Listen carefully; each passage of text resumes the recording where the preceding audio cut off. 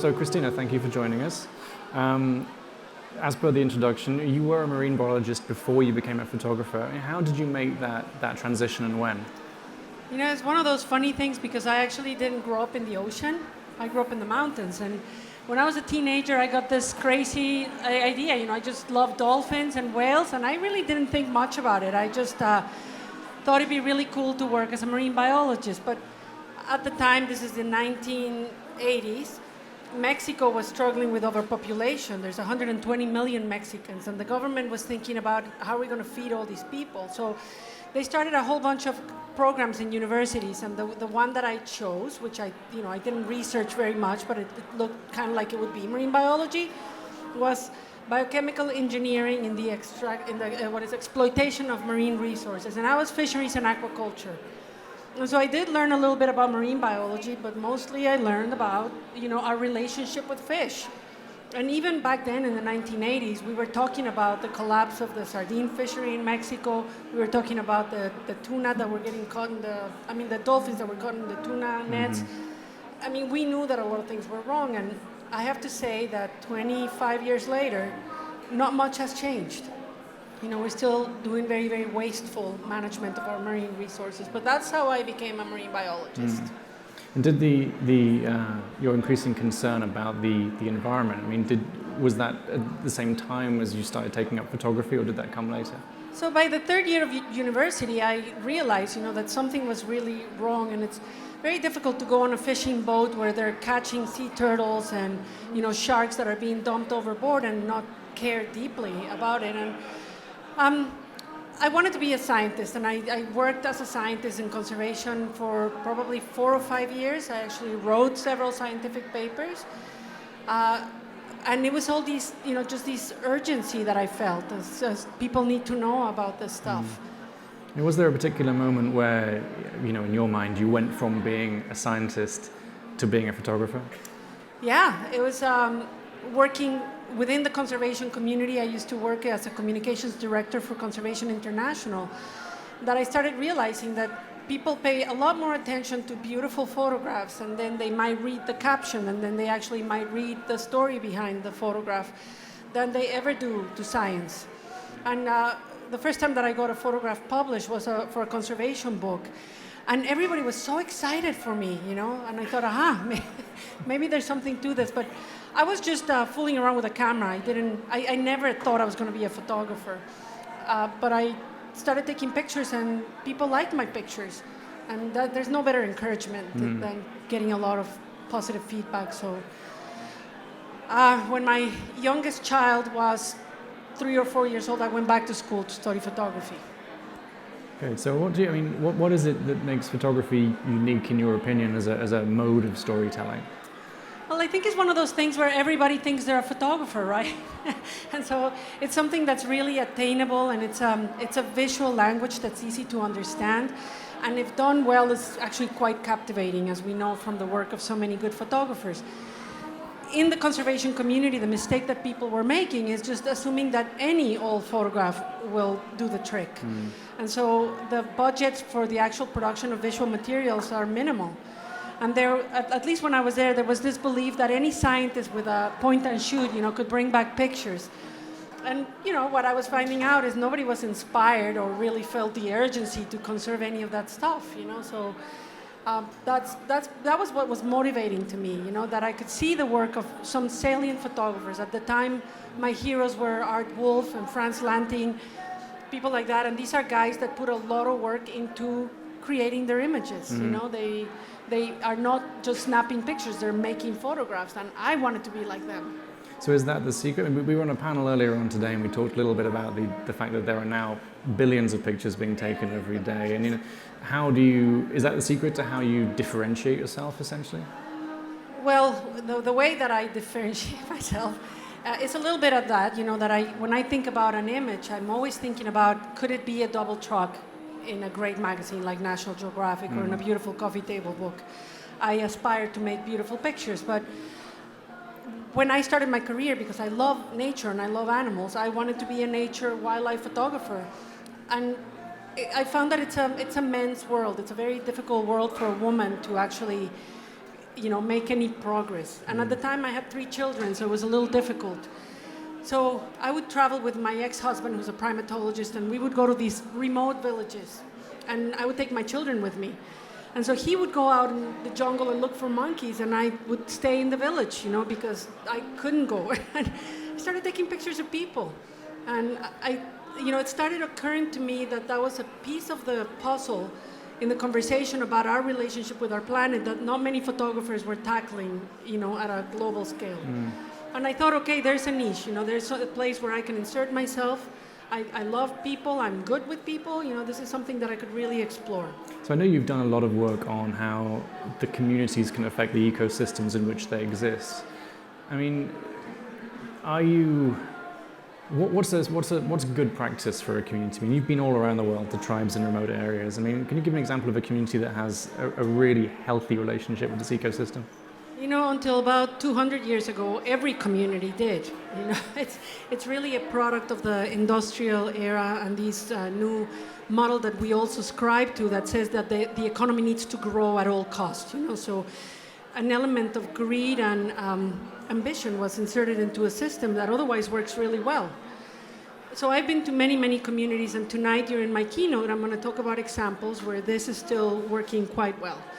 Because until 200 years ago, people really ruled themselves by a very simple rule, and you see it in places.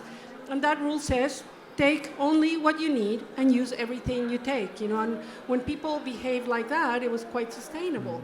It's when somebody becomes a little more clever and says, I'm going to take it all and then sell it to others, that it starts getting out of balance. But there's many places. So, for example, the highlands of New Guinea, the many places in the Amazon. Anywhere where communities live in a certain isolation, where there's not a lot of input of foreign goods, they are forced to maintain their own sustainable environment because there's no other choice. So if they go out and they kill all the monkeys or they kill all the turtles, whatever, then there's nothing to eat. Right. So you find that there's a certain self-regulation that is very easy to disrupt by outside influence. So how do you, when you go into these places with the tribes, tribal people in remote areas, how do you build trust with them? That's a great question because a lot of people ask me that. I think a lot of people would love to just go to these villages, and it's a romantic idea, that you're going to go, but you cannot just show up to a lot of these places. So the way that I've done it is by partnering with conservation groups that invite me to come, and they're already doing some kind of work there. Oftentimes it's scientific research or anthropological research, and I just insert myself with a team and come with my camera. These people are people that have been working there already. They've already built the trust with the community. I really like to stay in the community. I really like to become part of the fabric of whatever is happening, and it's not always easy, but it really allows you. The goal is to become invisible, right? For people to forget that you're there with a camera, for people to be bored with the fact that you're there and to go about whatever they're doing, and they stop looking at you, they stop caring that you're there. So that's the goal, and it takes time. So the biggest gift that a photographer like myself can ask for is just time in the field, the opportunity to go and get lost for a long time. So do you have, if you're in a community which is culturally and socially very, very alien to your own, you have no literal language which is in common, do you have any tricks or techniques to break down those barriers? I think something that really has helped in my career is the fact that I'm a woman. Because one of the easiest entries into any community is through other women, and especially when I was younger and I traveled with my children, they were the easiest passport, there. But I just like sitting around with other women because the language is unspoken, we all do the same thing. We take care of children, we do dishes, we prepare meals, and we hang out and gossip. And you don't really need a language to be part of that. And I can say that without speaking the language, I've made friends in some of these places, and those are my favorite places to go back to. Because, they're culturally very different than we are, so it's not like they come running glad to see me again, but they know exactly who I am. Right. And it's like I never left, we're back sitting around the same campfire, laughing at the same stories. What are the places where you've made the strongest bonds, do you think, in the world? The place where I've had the opportunity to go back over and over and over again, which is really the trick to telling the story of a people, has been the Amazon. And that was the gift of a friend of mine who's a scientist, and she stumbled upon these people and they needed help because they were getting a lot of Western influence that they didn't know how to handle. And so she came in as a scientist to try to help them and say, hey guys, instead of selling out all your forest, I suggest that maybe we hire a few of you to become guides for scientists or photographers. And that was a little source of income that they were very excited about. So she started going back every year, and she kept coming back. So next time she brought fly fishermen, and the indigenous people would take them out fishing, and everybody would be so happy. It's a very sustainable small thing. This woman, Barbara Zimmerman, she's a Canadian anthropologist. She kept inviting me back over and over and over again. And over the past 20 years, I've been there 15 times. Mm-hmm. And it's great to go back, It's just lovely to walk back into the old village, and now the children are bigger, some of them are married, they have children of their own, and it's just good to be back. So you've been to some of these places repeatedly. I mean, have you seen over the years, in general, have you seen things improving in the communities that you've worked in, or going in the opposite direction? I mean, it really depends on where you're speaking, and for indigenous people in particular, it all boils down to leadership. Right. You can go to places in Indonesia where the leadership has really been eroded and where people have lost that sense of, a leader. And they're very easy to push over, So loggers will come in, miners will come in, they'll buy or they will bribe or they will just harass their way in. In places like the Amazon, where you still have very strong leadership, they are actually a fearsome force to contend with. And because they know what's out there, Some of the chiefs in these villages in the Amazon have been to Europe, they've been to the United States, they've testified in Congress. They know what a hotel room looks like. They know what a shopping mall looks like, but they want to go back and live their own lifestyle. And I find that self-determination really courageous because we are all victims of the same trappings, And we scratch ourselves and think, how could they want to go live in that dirty village? But for them, it's paradise. They have everything they need. And so in places like that, you actually see great improvement. I was just in Hawaii last year, and that's a place where Hawaiians have been on their American, they call themselves an invaded territory for 100 years, over 100 years. And they lost their language, they lost the right to name their children with Hawaiian names, they lost their traditions, and they were really, a culture that was disintegrating. But by the 1970s, there was this rebirth within themselves to start finding that stuff again. And I was there a year and a half ago, and it's a beautiful thing to see children speaking Hawaiian again, learning it in school. They're recapturing their ancient traditions, like they can navigate in the ocean without instruments. And that's knowledge that's passed on by doing, not by teaching. So in some places like that, you think, okay, there's no pure blood Hawaiians left. They're all mixed in with Filipinos and Thai and whatever. Culturally, they feel themselves Hawaiian. They're very, very proud of who they are. So in this context, communities under threat, outside influences coming in, the influence of money especially, where do you see the responsibility of the photographer in all of that? Repeat that last part. Where do you see the responsibility of you as a photographer? I mean, you are an outsider in a lot of these places. It's a huge responsibility because I studied the work of other photographers that specialize on indigenous people, and there's a tremendous temptation to romanticize them, to say, hey, can you go put on your feathers because I'd like to take your picture? And if you took off your dirty t-shirt, the picture would be better.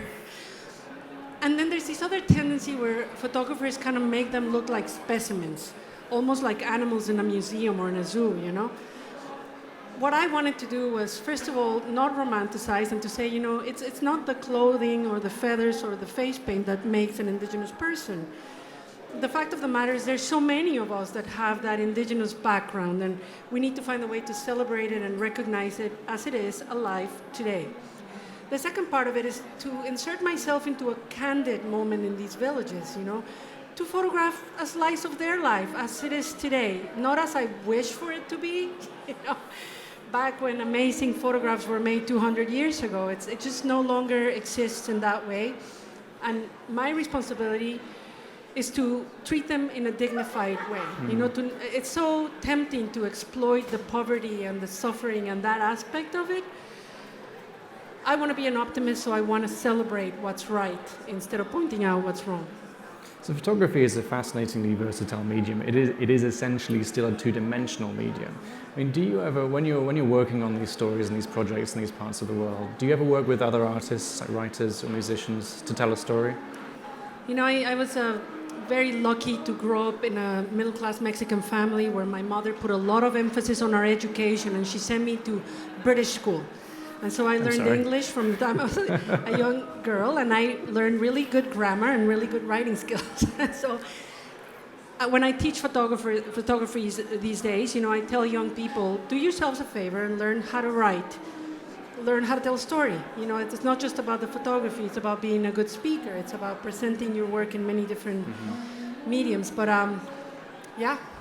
So have you worked with other artists in collaboration? I do. You know, I find that photographers are loners for the most part. You know, you have a vision in your head of what you want to do, and it's dangerous to work with other creatives. But I'm finding more and more, you know, especially with big projects, that you need to collaborate with other photographers. And when I was with the International League of Conservation Photographers, we used to do these amazing expeditions, these raves, we called it, a rapid assessment visual expedition. And the idea was to go to a place and be there for maybe 2 or 3 weeks, and in that short period of time, capture the essence of this place that's so special and deserves to be protected. And the only way you can do that is with a multidisciplinary team of photographers. And so I would just do my best to keep them out of each other's way, you know, and assign slices of the pie to each one of them. But I'm a woman. I do like to collaborate. You know, I don't find it as difficult, and I like working with other women. So what's the best, I mean, okay, 2 questions. First question. What's the best piece of advice someone has given you in the course of your career, which has been quite varied? I mean, it's gone from, you know, the science to photography. You know, the best piece of advice that anybody gave me was, do you know who John Staton is? I know the name. He's the director, producer of the late Steve Irwin, The Crocodile Hunter. And he told me a story once. He said when they pitched The Crocodile Hunter to Discovery, Discovery loved it. And so they were going to put a lot of money into the program, but they wanted Steve to, you know, change the name. It was going to be called Critters of the Outback instead of The Crocodile Hunter. And they really wanted him to tone it down, and maybe he could wear different clothes. At the same time, Animal Planet was coming into stage, and they had 0 money and 0 programming. So they offered Steve $3,000 for 12 episodes, but he could keep the name, and he could be exactly who he was. And most importantly, he kept the rights to his merchandise, and the rest is history. And so for me, the lesson is be true to who you are. You know, what's passionate about your work, what makes you get up in the morning, the thing that makes you want to scream in indignation or in joy, you know, that's the thing you need to photograph. So it sounds like you just answered what was going to be my final question, which is what advice would you give someone who's looking at your work now, who wants to do what you do? What kind of advice would you give to someone who's trying to start out in photography now? Conservation photography specifically. You know, the first thing you need to figure out as a young photographer, and I really, really enjoyed Vong Wong's presentation this morning, because he talked about, you know, going out and making 50,000 images of nothing he was excited about. But that's kind of the journey you have to take. You know, you have to go and photograph everything until you find out that aha moment, this is what really makes my heart beat faster. And once you find that, the other thing that Vong Wong said this morning that was really exceptional to me is he became an extraordinary photographer, and he started making these amazing pictures that were really incredible productions until those became ordinary as well. And so then to inject his life with that extraordinary thing again, he had to find purpose in his work. And so finding that purpose, that is the secret sauce, that's the key ingredient for a photographer to, you know, it's a long journey. It's a very competitive field. It's a challenging thing. It's a lot of rejection. It's you know, it's a career of failure. You know, we fail 99% of the time. So if you're not passionate and if you don't have purpose, it's really hard to maintain over a long period of time. So what do you, at the end of your, whenever it should come, at the end of your career, looking back, what do you hope to have achieved? When I look back in my deathbed, I want to be able to say that there were pieces of this planet that were special and that my photography helped conserve them. That, you know, like photographers before me have done before, William Henry Jackson in 1786. He took those pictures, 1896, to Washington, D.C., and they declared Yellowstone a national park. To have that, to measure your legacy in hectares, that's what I would like to achieve. Fantastic. Well, Cristina Mittermeier, thank you so much. It's been a real pleasure talking to you. Thank you for joining us. You're very Thank good you at everyone for watching. Thank you.